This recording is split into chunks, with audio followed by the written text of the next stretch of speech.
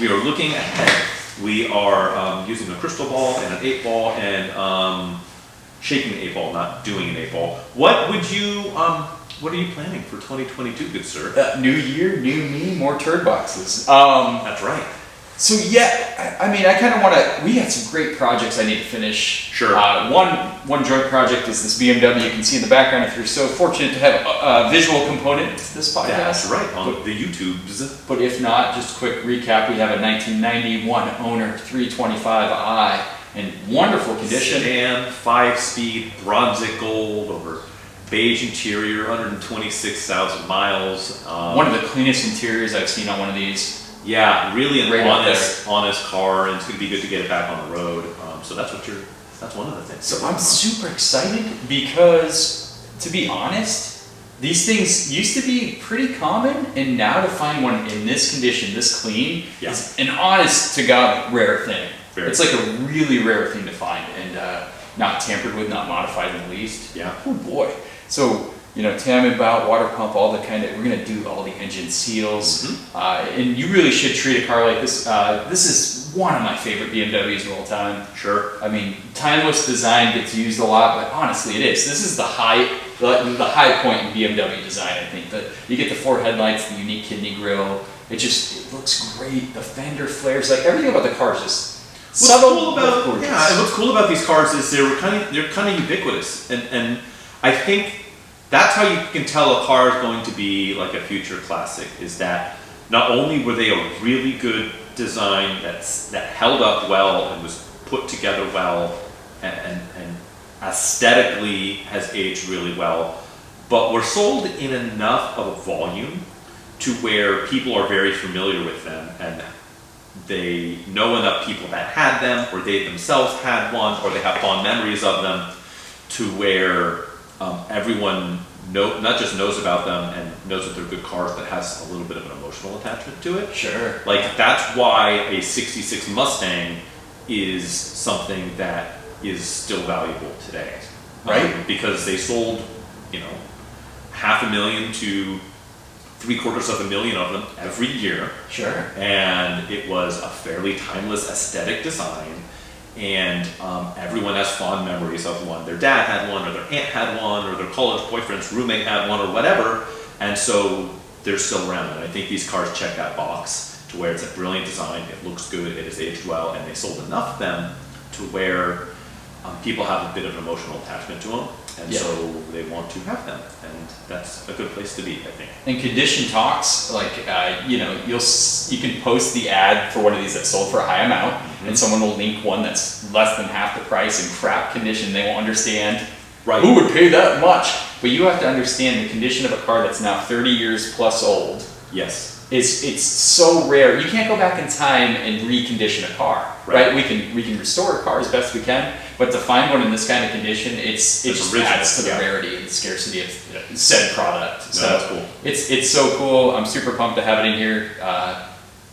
It's a little contrast to what I usually work on, but I'm having a blast so far. So far, knock on wood. Exciting project. Now, should we ask the 8-ball if this BMW is going to go smoothly, or? Yeah, let's do it. Let's consult. Let's consult the 8-ball. As I'm about to do timing belt. Cloudy. Yes, let's see what it has to say. Dear Magic 8-ball, will this BMW project go smoothly? Let's find out. You may rely on it. Oh! Look at that. So the 8-ball has spoken. We're good. I'm excited now. Brilliant. Well, speaking of other German things, the 924 Turbo that I've been slowly ticking away at. That needs to get done in the first part of this month, really, but also this year. And so if I can make some serious headway on the 924 Turbo, get all the mechanics sorted out, I also have some interior stuff I want to tackle, like a shift boot. And I've got replacement seat covers because the original front seat covers are wasted on it. So I have good replacement ones for those I'd like to install. Nice. I already did tires, but it won't need a whole lot more than that. Cool. And so I'm looking forward to doing that, driving it a bit. But ultimately, I've got a decision to make once all that's done. Do I strike while the iron is hot which is sell it in this bananas market that we're in, especially for anything Porsche. Yes. This is, right now, this is the absolute most a 924 turbo has ever been worth. I don't think it's going to fall off a cliff, but at the same time, you know, it would be not a bad time to sell that car. And so I can either A, do just that. It's probably the prudent thing to do would be to sell the car, free up some space. Yes. I've got plenty of other stuff to play with. I don't need more things.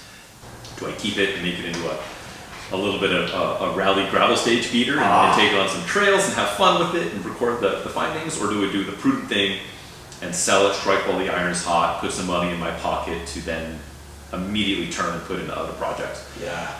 That's probably the prudent thing to do. If you would like to chime in on this, feel free to let us know. Yeah. But that's what I've got to start the year with on the 924 Turbo. Do you want to consult the 8-ball with your decision? We should. What does the 8-ball? How about this? Let me see the 8-ball. Let me see that then. Passing the 8-ball down. You should definitely pass the 8-ball to the left-hand side, and I should see, do your magic 8-ball. How about this? Should I sell the Porsche 924 Turbo? Okay.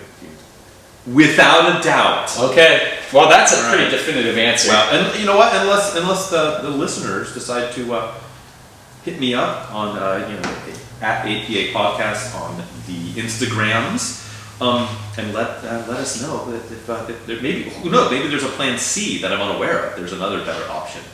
Could be. Yeah, jump it over. 8-ball seems to think. 8-ball thinks take the money. We should unload it. Yeah, we should see. What else are you planning on doing in the future? Well, you guys now. Yeah, and feel free to comment below, or let us know what projects you're excited to work on this year. Yes. I know how it goes. I have lots of long-term projects hanging around, and I know you guys do too. But it is nice to forecast and see, have some kind of strategy. I like to have a loose general strategy, and I'll maybe complete 10% of it. But we'll see where we get. More exciting projects lined up. One I'm actually so excited to do that's going to be like the most work I put into a car to bring back is my 1998 Dodge Neon ACR. Yeah. It's honestly, I know a lot of people will be like, it's a Neon, who cares? But I've been looking for one of these for so long. It is the pinnacle Neon. The SRT4 is more performance, but it's also more modern, more headaches, more complicated. This is a far larger production numbers. It's so much easier to get your hands on one. Hard to find a clean one, I will say that. And I'm not trying to take any fire away from the SRT4 guys, but because it is a great car. But the ACR is really, that's your legit racing car Neon. So I'm gonna body work everything. We'll go over the engine, go through the interior as best I can. The interior is kind of hopeless on those, but just the fact that I own one of the rarest of the rares, and like I said, been looking forever. Almost settled on an RT, which is not a bad car. But as far as crap can performance versions, the ACR is like right there. You got 150 ponies, lightweight, best handling from the gods, for front wheel drive. Yeah. Good sway bars. It's epic, and I sourced the 14-inch bubble wheels to put on there. Yeah, buddy. It's a bright blue with bright silver wheels. It's gonna look cool. So I'm just super pumped, and I'm gonna put way too much money into that car. As far as keeping it is something that might stay in my long-term stable, or I might sell that too. Because when's the last time you saw a completely restored ACR go on the market blog? Nope. I mean, that might fetch some serious coin, depending on how well I do, or even how not well I do. Right. It could still be a valuable car. So I'm super pumped, man. That'll be cool. Yeah. That'll be a fun one, because you just don't see them. And once you do get it sorted out, they're relatively bulletproof. There's really not a whole lot to go wrong on those cars. Simple. And simple. I mean, so you can just drive the snot out of it and be hard on it, and as long as you do the very basic stuff. Yeah, and I'm gonna it should treat you right. And I get in there pretty detailed, and it's the manual everything, so it's like lightweight, stripped down. Right. So cool. Like, yeah, definitely a car I've been looking for forever. Probably bought one sight unseen, and probably on an impulse, but what happened? Well, that's okay. Oh, I mean, that's half the reason why I think the 8-ball is right, and I probably should move on from the 924 Turbo, because now I've got a blank space. So if something shows up, something falls in my lap, I don't have to Look, man. move mountains to bring it home. You Like, can say a lot about the 8-ball, but don't call it an enabler for your car holding. It's too far. Well, do you have anything 8-ball that you need to discuss on that one? That's pretty straightforward. I think we're gonna do it anyway. I'm super excited. I've held on to that car for a little bit. It's kind of been stowed. That's how I do. Here's the thing: when I see like good deals pop up on a car you've been looking for forever, even if you're not in a position to buy it, you put yourself in a position to buy it, right? Like maybe convince your own mind, trick yourself a little bit, lie to yourself, do what you need to do. But you can't sleep on that. Like you missed that car 10 years later, maybe another one comes for sale. Who knows? So I say that now, but it's this is the year I'm gonna get into that neon. So. Sounds good. You know what I need to do in this new year? Oh. I need to, and this is another one when maybe we can get some help from the masses. I'm gonna have to end up with a tow vehicle. Oh. For 2022. Okay. Because right now I have the Sienna. Sure. Which has a 3,500 tow capacity, and that's on its best day. It can do it. That's pretty good. Brett's pretty good for like a standard minivan, yeah. Yeah. So, but I have my little K-van that I'm turning into a photo booth. I'll get into that here in a bit, and I've discussed it briefly before. But that thing is probably when I've got it all kitted out, probably right about the 2,000 pound mark. And any trailer that's worth a damn is also going to be right about 2,000 pounds. So if I do some like single axle lightweight trailer with a 2,000 pound tow capacity, I can barely eke it under maybe 3,500, but I'm right there at the mark. Yeah. And I don't really want to be right there on the mark, especially a lighter trailer that's not going to have brakes. Got it. So realistically, I need something that can pull north of 4,000 pounds reliably. Probably 5,000 pounds plus is where I would want to be. I'd like it to be daily level because it would be. I don't know if space-wise and just mental capacity-wise, I don't know if I've got the stomach to keep the Sienna and a proper tow vehicle. That's why I'm kind of mentally leaning more towards like a GX 470 or something like that.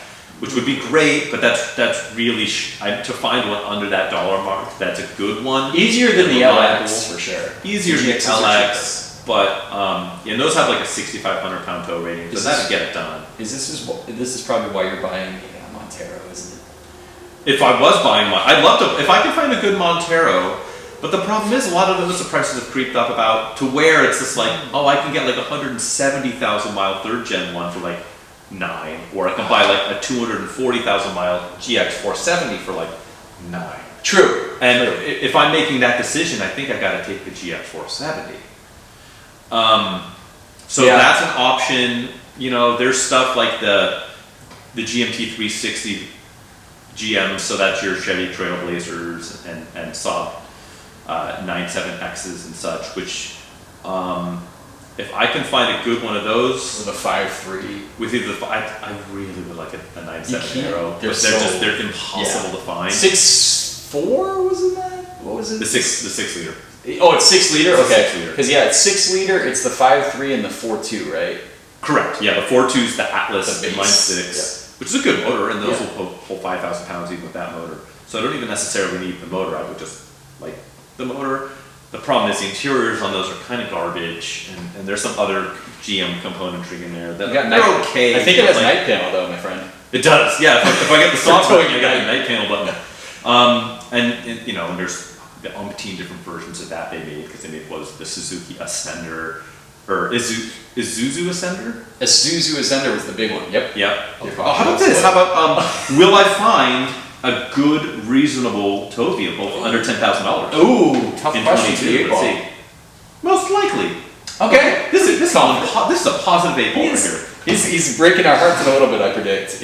Yeah, probably. We'll see. I thought about the same thing, man. Like, I need a tow rig, and I was thinking, like, I'd love to get an old Cummins and, like, fix it up and have a nice trailer. But both of those things are pricey. Yeah. Take up space. And half of my adventure is buying these turd boxes and limping them hundreds of miles home. And who knows what's going to happen. Maybe gasoline will come through the back seat like my Ford Escort. Yeah. Maybe the tires will be completely bald like my Miata and flat spotted. But maybe the turbo will start blasting oil at the exhaust on your maiden voyage home. You just don't know. All kinds of fun things can happen.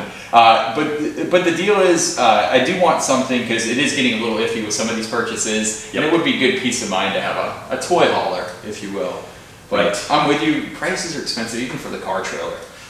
Yeah. Oh yeah. No, because I've been looking at like just cargo trailers and stuff for the K-van, because it's just like I can buy a new uncovered just utility trailer, single axle, which will like barely get the job done for like $2,800 plus taxes and stuff, which is not crazy but not terrible. But barely hits your weight requirement. But yeah, it barely, like I would be almost overloading it.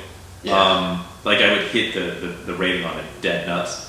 And so, and that's single axle too. But if I was like, okay, well, why don't I just get like a double axle, like enclosed one? Because then it's like it's got its own garage. Like I'm keeping it out of the elephants. I'm keeping it out of the elephants. The elements with the elephants. Exactly. And so I don't get one of those. It's like $10,000. Yeah, it's wild. And if you want to get a used one, okay, you're paying $9,300. Like it's the same deal. So. Yeah, that stuff. It's just like I'd like to drag it out as long as possible for my tow. You don't want to tow with the Land Cruiser? I don't have the tow package on there because it's set up for off-roading. Sure. And yeah, I don't want to put mileage on it like that. Yeah. It's just for recreational fun off-road use only. Yeah. If I buy a tow vehicle, it's going to be purely a workhorse, where it just kind of does. If you're gonna I feel like if you're gonna do that, considering how much is like a proper tow truck that's capable of towing. Plus a car, like a car hauler trailer. Yep. Dude, you should find like a used like straight up towing flatbed. True. Yeah. Like a straight up flatbed. Yeah, they have the old like F350s and stuff for people taking the back off. Yeah. Yep. And some diesel to get that torque, so I don't have like limitations. Most of the cars I purchase are in like the 2,000 to 3,000 pound range, so I can't get away with like. I've seen some trailer horror stories, so I kind of want to get something a little stable, and I don't know. We'll see when we get there. I'm going to keep it adventurous for the meantime. But I agree, buying a toy hauler it's hard. It's a lot of money. Yeah, there's so many options. A lot of coin, a lot of options. You end up scratching your head. Because you don't want to cheap out. And all that out. stuff takes up a lot of space too. It does, and you don't want to cheap out because, God forbid. We need a warehouse, you and I. We do. I've got 12 cars on my property right now. I don't need to enable my habits anymore. More for me, it's getting back on track, because I used to do a lot. I used to do spec Miata. Used to do a lot of HPD, like high performance driving. HPV. HPD. Oh, HPT. Okay.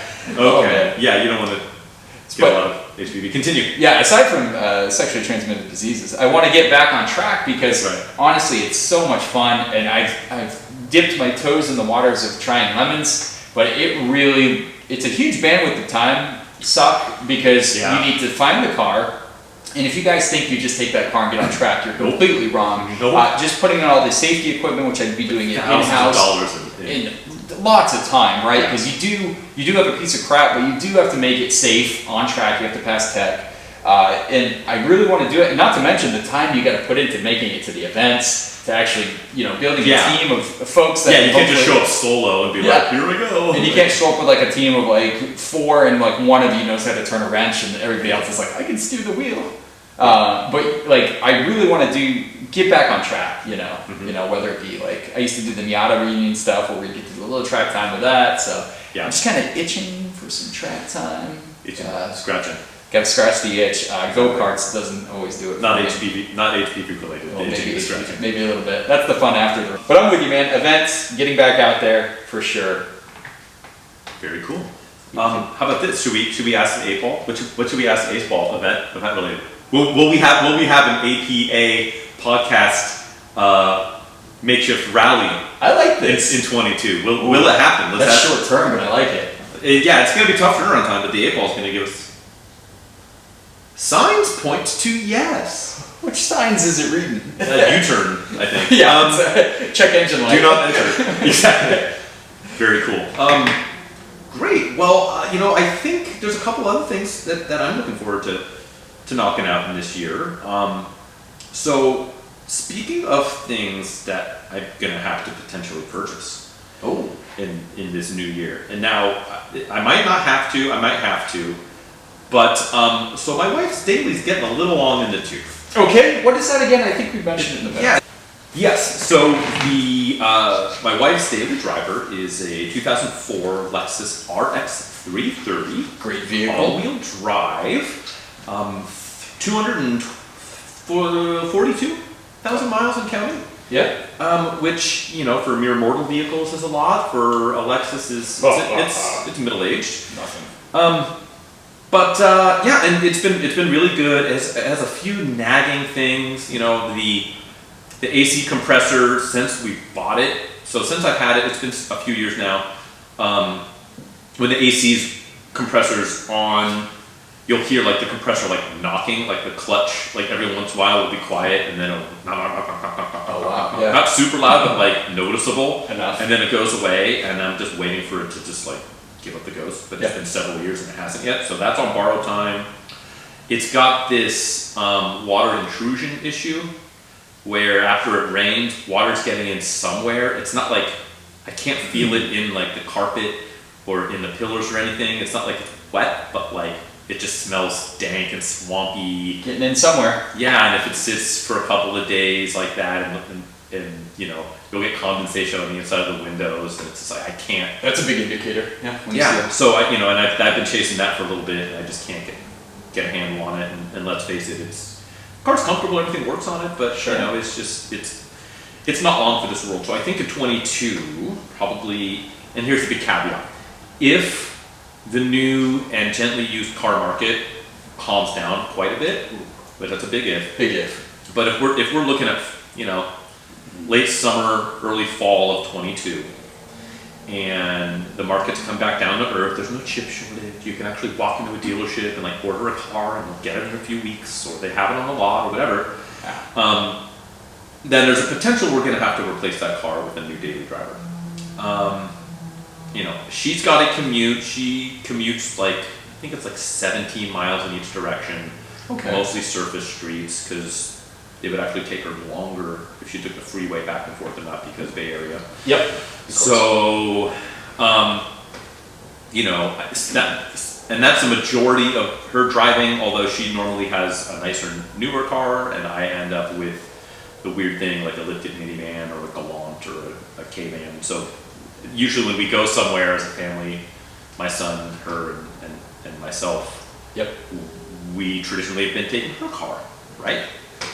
And so that's probably going to maintain the same, so it would be nice if she has the nicer, newer, more reliable thing. Because I like to work on cars, she just likes to have them work, and so I'd like to provide her with that. And so because of her commute and all that, that makes something like a plug-in hybrid very appealing.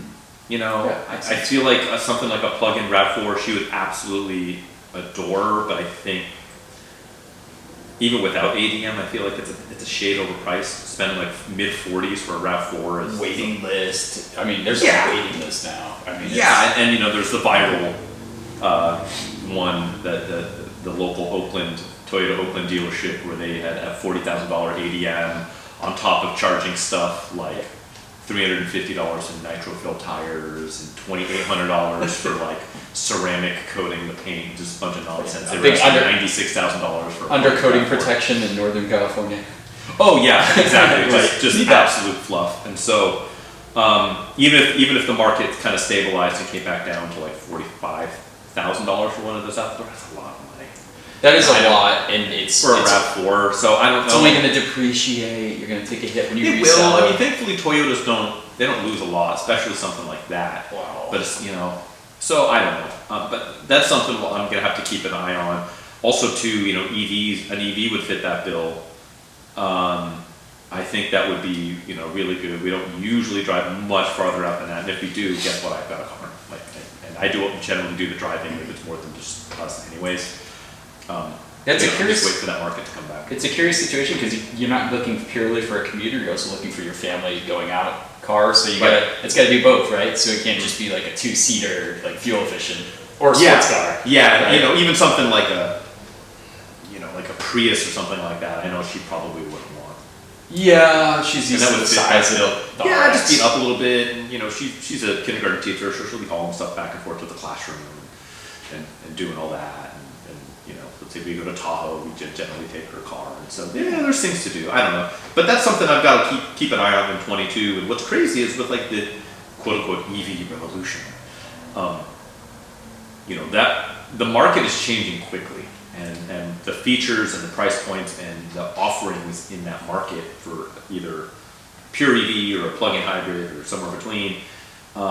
You know, it seems like every other month there's a new report of so-and-so has announced that their new EV is going to be coming soon, or it's going to be later this year. And that's all an unknown with chip shortages and all of that. So if the market calms down, which I'm hoping it will, at least for the newer stuff. How about a Mach-E? A Mach-E? That might fit your right in there. It would. Good space. Yeah, Mach-E.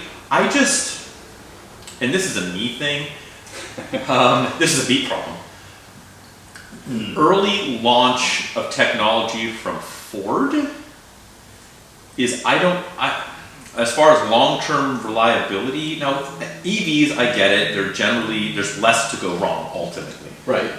But, you know, what happens if the little wheel that's stuck onto the touchscreen decides it doesn't want to work anymore? What happens if the touchscreen, you know, a firmware update doesn't sit right with it, and it decides it doesn't want to start one day or anything like that? Which is silly to worry about on a new car, because that's why you're buying a new car. I just don't know that I trust Ford with that sort of implementation, which is probably unfair and somewhat unfounded, but that's my internal debate there. Because something I think like a new base Maverick, I think she would be cool with that. She's down with the truck? If it's something like that, yeah. More than the Mach-E though? No. Yeah. But also, you know, a base Maverick is half the cost of the Mach-E. Very true. But I think Ford, like, so what I've seen personally from the Mach-E reception has been pretty good. Yeah. Like, folks getting them are super happy with what they purchased. Yeah. But I haven't shopped at a Ford dealership in a minute. Right. Are they marking our dealerships adding 20K on top of that? I don't think so. No? No. You just roll and get one? I think the... And again, I'm more worried about what's like the new one? from now. The GT, they call it the GT. That one's definitely harder to get because it is the performance variant. Yeah. So I think there's a little bit of a line for that. Yeah, she wouldn't care. Yeah. It's just like, give me the one that like goes, I don't have to worry about the most. It's got good range too, the Mach-E. Yeah, decent range, and you know, I think that would be the play. But that's the thing too. It's like, yeah, the Mach-E, like literally right now, today, if I was going to walk in and buy one today, but what other offerings are going to be out there at 7 months? Hard to say. And that's the trick. So that's something I am looking forward to. Is 22. I hate buying new cars because I hate financing depreciating assets. Yes. And you know, whatever. That's a new problem. But ultimately, she's going to need a newer daily driver, and that needs to happen in 22, I think. Or it won't. Or the Lexus will just soldier on. When did they start doing the RX hybrids? That same generation. So they started doing it in. So hers is in 04. I think starting in 06, 05 or 06. Okay. Every one of those you're going to find. Gotta be high. Most of them have high mileage. You can find lower mileage ones, but you're still like 13 and a half. Yeah. And they're super nice. And then they are nice. They get like high 20s. Well, they don't get that great of mileage. You get like a 5 or 6 mile per gallon bump. Still over each tank of gas. True, but it would also be kind of like, hey, I've got you a new car, and it's the exact same car. It just has like. It just gets better fuel economy. Like it depends. Yeah, some people like that where they want to have that familiarity. They don't have to. Like she wouldn't have to change her driving dynamic. She would just sit down and be like, I know where everything is. No, she'd be. I think. Yeah, she wouldn't be with that. She'd be like, ooh, cool.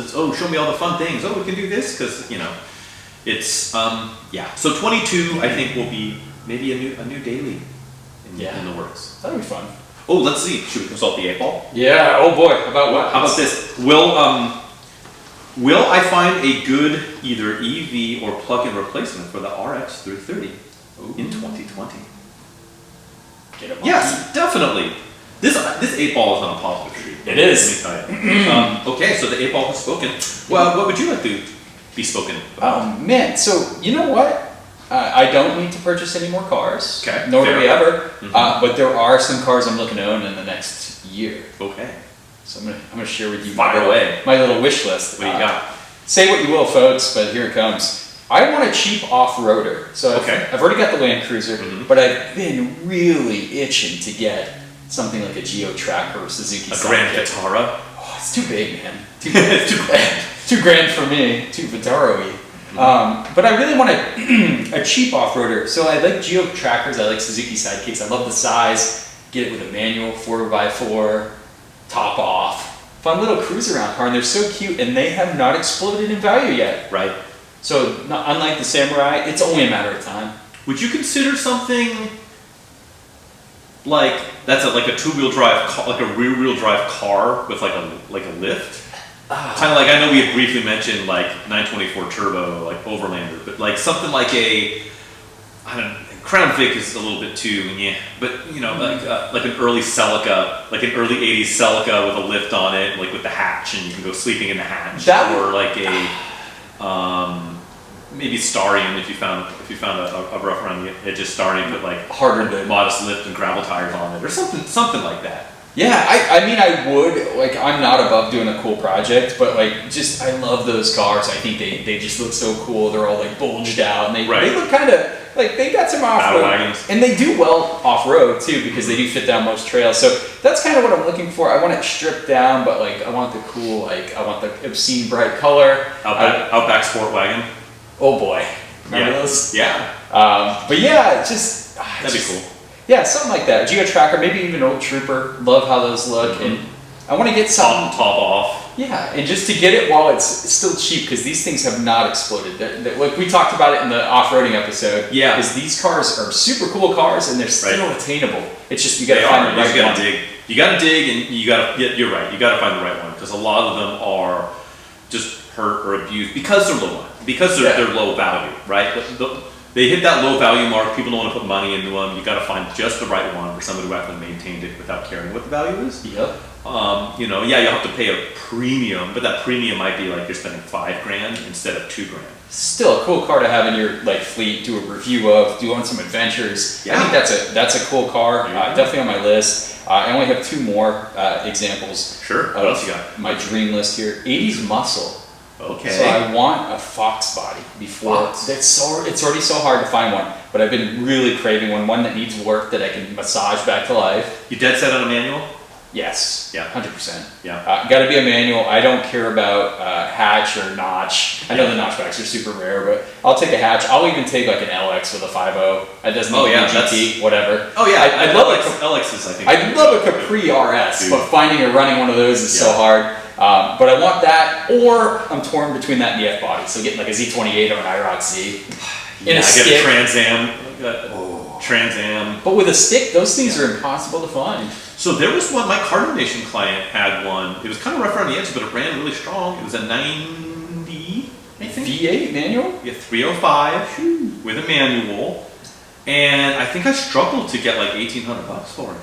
But it ran good. It was small. Had to be rough. Paint was completely dead. Gone. Red with a tan interior. Paint was completely dead. Interior was intact, but it was kind of falling apart. Dash crack. There was a minor hit on the passenger front corner, where the fender was dented, the front bumper cover was torn. Oh wow.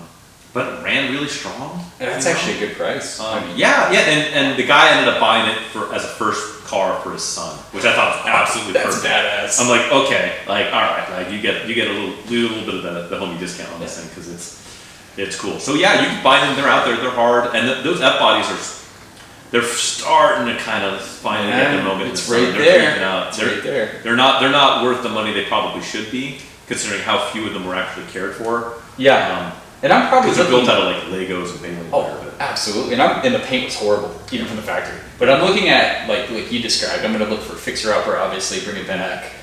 Just so hard to find a manual though with a V8. Like you can get to RS with a manual a lot easier, but for some reason, because this was the time period where automatic was like a luxury feature for higher trim levels. Yep. So if you wanted the big engine, usually that was the higher trim level. You get the auto. Yeah. Unfortunately, but I'd love an IROC or a Z28. So it's a toss-up between the Fox body and that. You wouldn't go. Would you consider a C4? C4 Corvette? I mean, you can find those with manuals. good lord, they're hard to find with a manual too. They're harder than an I automatic. feel like they're 90% At automatic. any given time, you can find one on Facebook Marketplace for under $7,000. The For only, a decent one, it might have some miles on it. yeah. But if you can find it, I think 89 was the first year with a 6-speed. Yep. Find 89 or up, the 6-speed. But God, the condition of those, because the Corvette nameplate, there's just, for some reason, those C4s were beaten, especially the manual ones. It's it's either a beat manual one or a cream puff automatic. Right. You know. That's never been out of the garage except for like Yeah. coffee.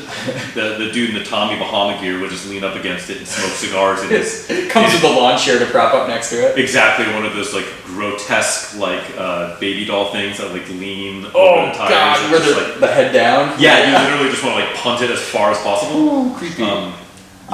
So Yeah, I would entertain a C4. I'd love a C4 ZR1, but that's another story. I just saw there was one on Cars and Bids. Dude, I see them all the time on Facebook Marketplace. Facebook Marketplace. They'll pop up from time to time, but they're so like iffy. There's like 2 photos. I'm like, if this is a real ZR1, I need to see more than an exterior shot and a street shot that you're walking by. Cars and Bids right now, 1990 ZR1, 2,800 miles on it. Yeah, that's out of my league. Yeah, it's currently bid to 31,000. I passed on a but it's teal an one. active. I passed on a teal one That's the color. for like $8,000 a few years ago. They were dirt cheap. Dang, the one that got away. The one that got away was added to the list. But so 80s muscle, and then my third one, which is just me being weird, is the ES300 or Camry.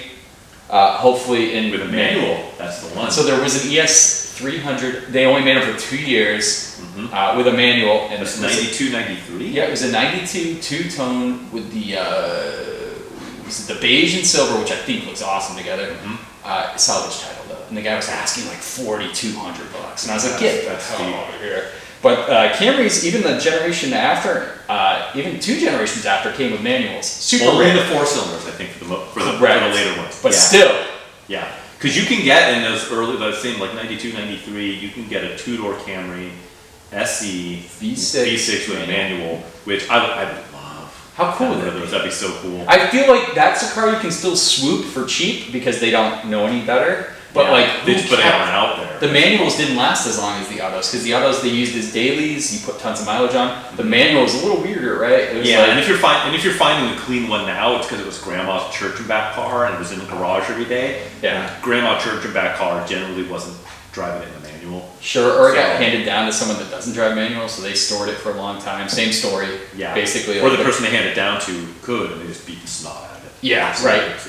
It got destroyed. There's So something about those would be those. cool. Yeah, and I love the ES300 a little more because the two-tone and you know. Yeah, I the got nicer some time. interior. I got some time in it was automatic. It was a '93 ES300, and it was like I think they called it raspberry. It was like a raspberry pinkish red over like a maroon bottom. Wow. It was a really That's cool so two-tone. Yeah. It's I know I've got some photos of it that I shot of it on my Instagram, the photographer's garage. So poke through there if you want to see it. But it was a really cool spec. Super cool.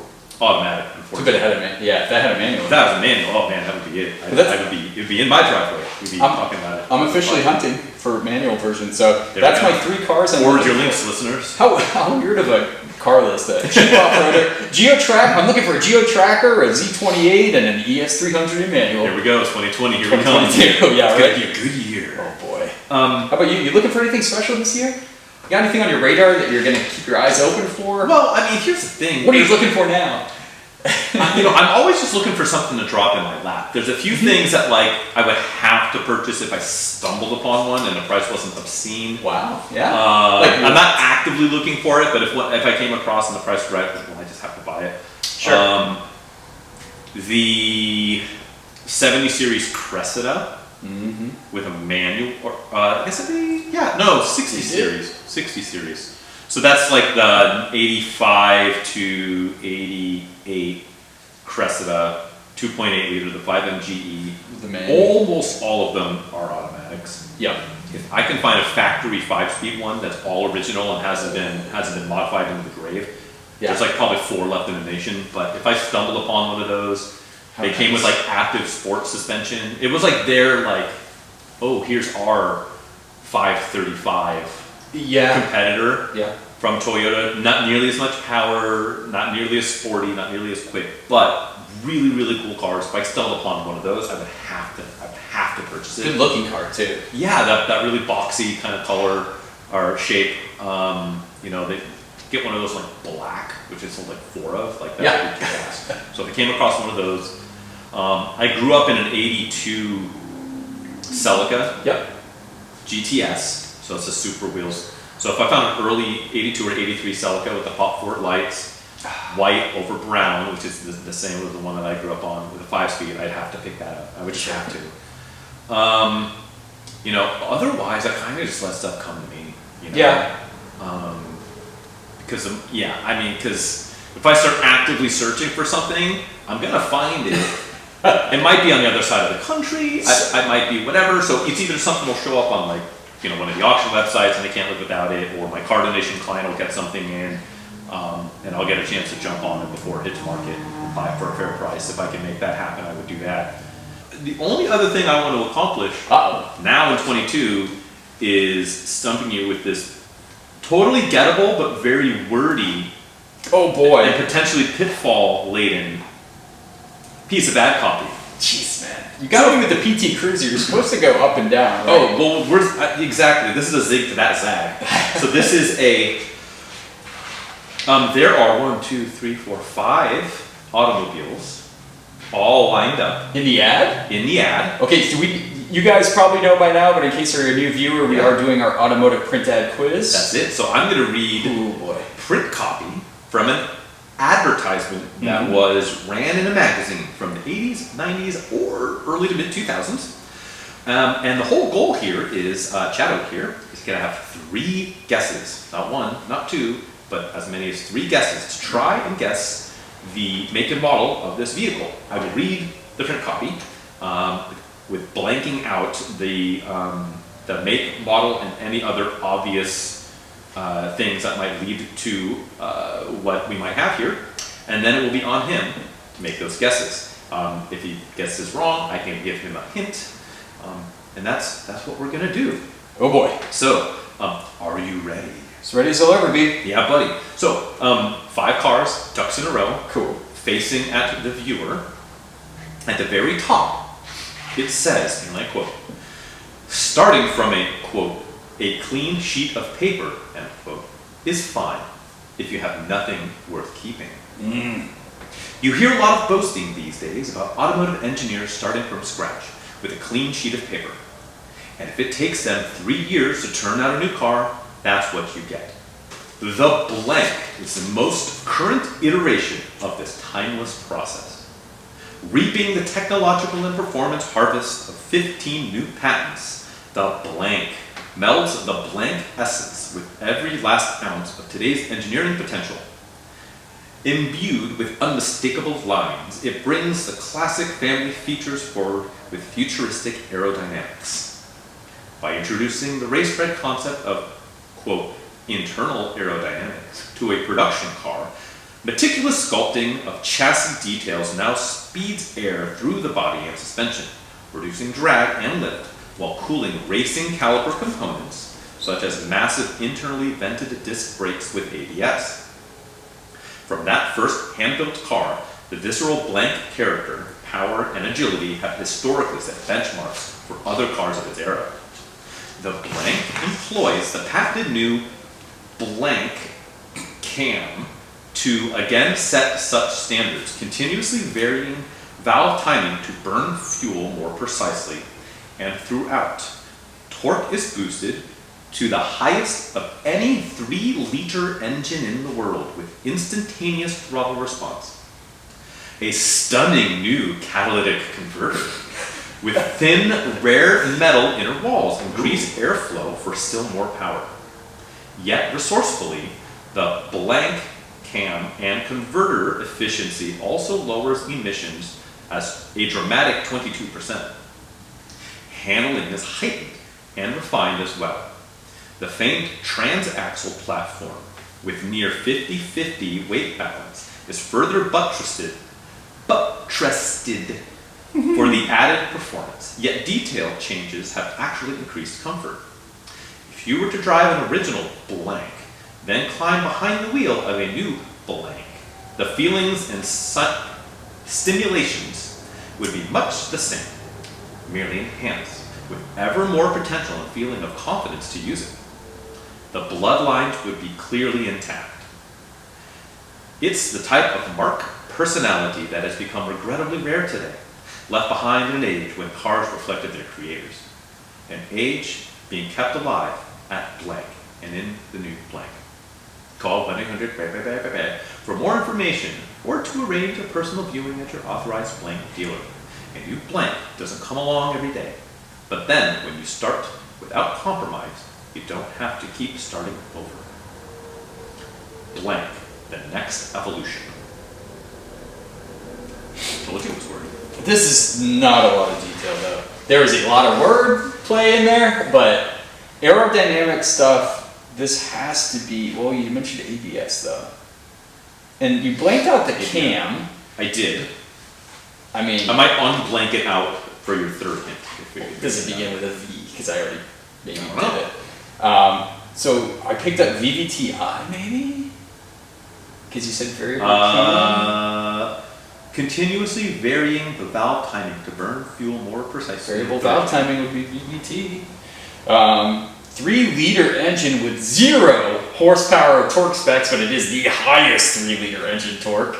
It is, and a stunning caliber. The rare materials is what threw me off in the cut. 5 cars, which leads me to believe that there's a 5 model lineup.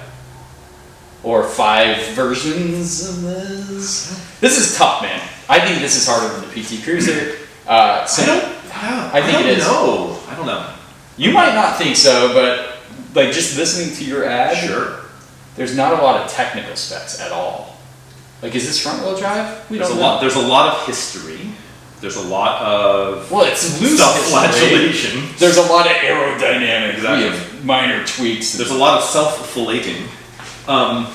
Racing calipers. What? Oh yeah. What? Yes. Yeah, that's a thing. It makes you want to think Porsche, but I'm like completely stumped because all I know is this is a car with a 1948 history.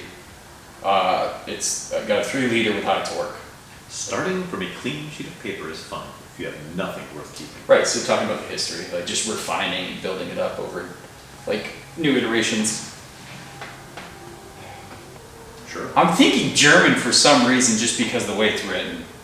Because of the line, the bloodlines would be clearly intact. Right. That's a little disconcerting. Yeah, okay, we can No, write but that come on. Right or no? Am I off? I don't think you're off. Okay, you know what? I'm going to change my thought here. We talked about torque, which is more of a truck thing. In my mind, we're talking more of a truck. Are we talking 3-liter engine? Let's go. How about maybe Land Rover? Range Rover Discovery? Disco? Let's do it. Range Rover Discovery. Very much incorrect. Yeah, way off.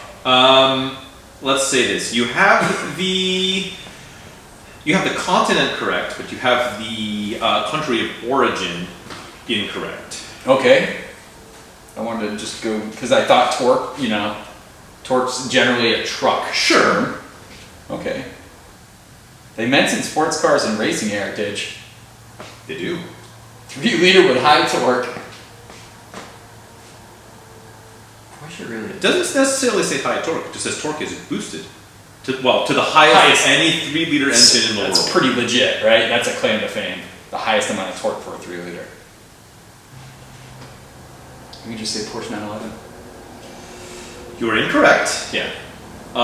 You have the manufacturer correct. Porsche? But you have the model incorrect. The 944s only came with 4 cylinders. Correct. 928 came with a V8. Correct. I don't know, I'm blanking. I know I'm missing something big here. Want me to give you one last hint to see Sure. if you can bunt a single here? It's a 3-liter engine. Instantaneous throttle response. Yeah. It's a 4-cylinder 3-liter engine. Yeah, I don't know, man. Let's go 944S. Final answer. That is incorrect. Okay. It's about almost as close as you can get without actually getting it. The Porsche 968. Ah, okay. The next evolution. Yeah, of the 9.2. So you had the 944, and yet which was the 2.5. Then you had the 944S, which is what you said, which is a 2.7, if I remember correctly. It's getting there close. And then you can get the end of the run of the 944. You can get the 944S2, which had the same 3-liter engine and transaxle setup. So you had the torque tube with the train in the back. Got it. Yep. Rear-wheel drive. And these And then they facelifted it and created then the 968, which was the end of the run for the Porsche 9. It was that and the 928 GTS were the end of the run of the Porsche. Which was crazy. They were selling both of those at the same time, and the 928 was more than double the price of the 944, 968. Yeah, it was insane. I thought your first guess was probably gonna be 911. Yeah. Which was your second guess. So you found your way there. And I thought if you got to 911, you could maybe wiggle around just because of the transaxle thing. It's like such a, that and all the nonsense. I had to blank out because in 1948, Professor F. Porsche. Yeah. Like to his dream car here that is the newest creation of one of the most brilliant engineering. That was tough. There were 0 tech specs in there. Really, it didn't tell the torque. It gave you the only thing. That's what. Displacement. I had displacement. I feel like there has to be.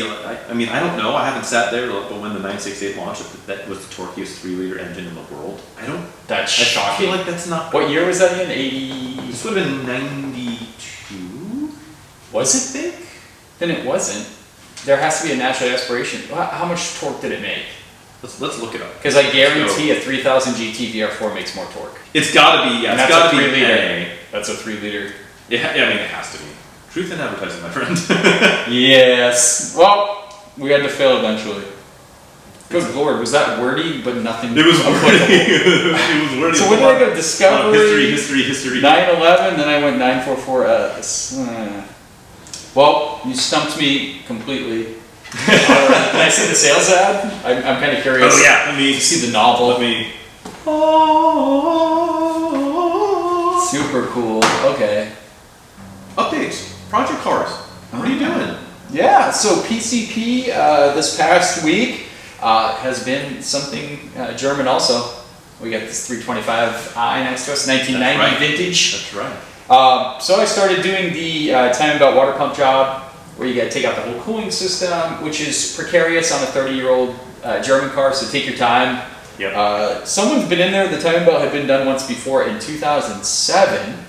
So significant time has passed. Yeah, which is really the only reason it's getting done, And right? Because it's not even gone 10,000 miles since it was done, but it's been doing a lot of sitting. That's a lot of rubber sitting, so you don't want to like rely on that. And if you're popping your timing belt cover off and looking at it and saying, "Oh, the belt looks good," boy, that's a recipe for disaster. This is an interference engine, so we didn't want to buy a head, so we're going to do the timing belt water pump. Always lies. The only thing is, whoever was in here last, torque specs are a thing, guys. Please don't send it home every time. So Let's go. Yeah, 10 ugga-duggas. So the clutch fan is really giving me a headache. I'm going to use a couple tricks to get it off because I do have all the tools. I had to buy special tools to kind of break it off. The hammer strike didn't work. It's really in there. Even the water pump screws, which are like barely a few foot-pounds to hold the water pump pulley on, are like imprinted into the water pump pulley. So someone, and you're talking 10 millimeter bolts. If you're sending 10 millimeter bolts into an aluminum pulley, like harder than, I don't know, the half-inch 10 foot-pounds, you're crazy. So it's hopefully that's not an indicator for the job, right? Because that crank bolt is going to be on there insanely hard. Yep. I'm going to break through that, and then it's all about swapping all the new belts, new everything. I bought every single oil seal for this engine. Sweet. So valve cover's coming off, doing that, and then we're doing cam, crank, anywhere else where she can leak I'm oil. always doing crank, honestly. Cranking it. Yep. Cranking on it. Yep. Use the right lubricant whenever you're working on your crankshaft. Penetrating lube. Yeah. Go ahead. Carry on. We're into the weeds. A penetrating crankshaft. Yes. No, it's just with something like this, we want to be thorough. We really want to set this car up to be future-proof. It's always nice when you're in there to do it anyway because you don't want to do all this work because the labor is taking it apart, honestly. Right. Yeah. You don't want to drive it down the road and then develop a cam leak or something where you have to take everything off again. So That's that. Pretty straightforward. Cooling system's out for the most part. I'm happy that the coolant was clean on a car that sat. That's one of the biggest indicators, like overall engine health. It's not a milkshake, and it's not like brown, and no, it's actually cared for. It was parked, but they cared for it up until the moment they parked. Right. No stock leak pouring out like liquid mercury. So I'm super happy with it so far. Like I said, torque down, over torque thing's kind of a pain in the butt, but we'll get there. I got tricks to make them talk. That's right. That is my PCP for this week. Sweet. Well, I have not a huge update. I didn't get a whole lot more time on the 924, but I did get more time on the aforementioned Lexus that I was talking about. I know I had mentioned earlier that there was a little bit of a water intrusion thing going on. So I spent some time chasing that down. We've had some storms here in the Northern California as of late. And in that process, in that stormy weather, started to get the interior all, well, two things happened. First off, the battery gave it the ghost. 2016 was the date on the battery. So it's just a AAA replacement from the prior owner. So it was due. Not unheard of for back in the day. Batteries used to last like 7 years. Remember that? Oh yeah. If you would have bought an Optima Red Top, you could run it for like 7-8 years. Now it's like 2-3 years, need a new battery. Yeah. So that one was, and I can tell, like I know when it started to get colder, and my wife's been on. She's a teacher, so she was on winter break for a chunk there, and during that time, the car wasn't driven for 3 days in a row, 2-3 days. You get that and then crank and then go. So I knew it was on borrowed time, and it finally no crank. So put a battery in it, minor stuff, but it's always fun to have there's nothing more refreshing than a hot, fresh battery turning them over. Gotta love it. So that's done, but what I'm still chasing is the water intrusion thing. So with the wet weather, there's not water pouring into the car, but you're getting the condensation on the inside. Doesn't take much. It smells like a wet dog on the interior. Yeah. We don't even have a dog, so it's not a nice place to be. So it's, I've blown out all the sunroof drains, because that's kind of the normal culprit there. All the weather stripping looks like it's good. I don't know about the windshield. It doesn't seem like water's getting in there. There's no dampness around the headliner or down the pillars. Or up. It doesn't feel like there's anything against the back of the firewall. So, I don't know. I'm gonna have to go back through it again, because it sucks having to be like every time there's a rainstorm having to worry about just it being gross in there, dank and just some not good. Weird places to check too. The top of the door. Check the weather stripping up there, because even when they're shut, there's that gap at the top, and it kind of can matriculate its way down into your carpet. Something's getting into the carpet, and I know it's not wet when you touch it, but somewhere something's getting wet. Maybe under a seat, possibly. Yeah, and I don't want to start yanking seats. If I have to, I have to. But like, it'd be neat to find out. It's just a hassle. It really is, and it's just like it's not like we live in Seattle, so in part of me it's just like, if I can just grind it out until like it's not raining anymore, and then I have to deal with it next fall. And between here and there, as I said earlier, we might even be replacing the vehicle. Sure. So I don't want to disassemble the whole damn thing. I mean, I kind of do, just so I can put my mind at ease and be done with it. But it's just diminishing returns. So I spent some time on that this weekend. I haven't snipped it up. I also did brake pads and rotors on the front, because the rotors were kind of warped, and the front pads were getting there was about 20% left on it, but if I'm doing the rotors anyways, whatever. So I've got some sweet OEM Brembo replacements. Very cool. And Akebono pads, that's who makes the OEMers for Toyota originally. So it brakes great, car keeps driving great, it's immortal, but the swamp effect. That sucks. Swamp ass. I hope there's not like 2 inches of water under the driver's seat or something. You put the heat on with that little air vent comes out and blows bubbles. Exactly. Or blows bubbles out. Yeah, swamp bubbles. No, I mean, it doesn't seem like there's getting that much. It's just enough to like swampify the car and make it just reach under there, just see, because that seems like a low point in a lot of cars too. There's like a little cutout for the seat. Yeah. Check it out. All right, we'll see. Well, we will have more on the next exciting episode.